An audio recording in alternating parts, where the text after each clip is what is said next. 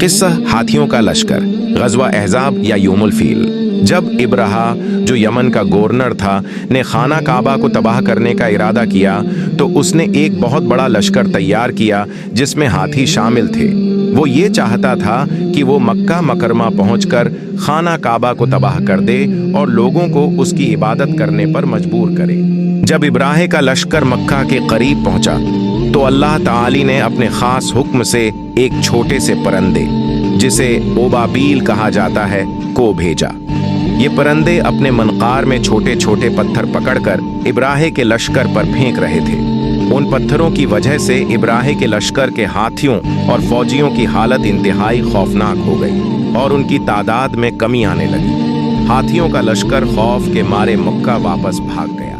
इब्राहे और उसके लश्कर पर जो अजाब आया वो एक अजीम मिसाल है अल्लाह की ताकत और हिकमत का। हाथियों का लश्कर जब मक्का के करीब आया तो वो अपनी ताकत और कदकाठ के बावजूद अल्लाह के हिक्म के सामने बेबस हो गया।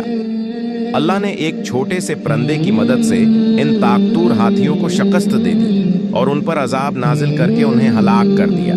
सबक और अबरत। उस कहानी में एक बहुत बड़ी अबरत और खौफ का उन्सुर भी है। उससे ये सबक मिलता है कि अल्लाह की कुदरत के सामने दुनिया की कोई बड़ी ताकत या कुव्वत कुछ नहीं। हाथी, जो अपनी ताकत और जसामत के लिए जाने जाते हैं, अल्लाह की मशीयत के आगे कुछ नहीं कर सके।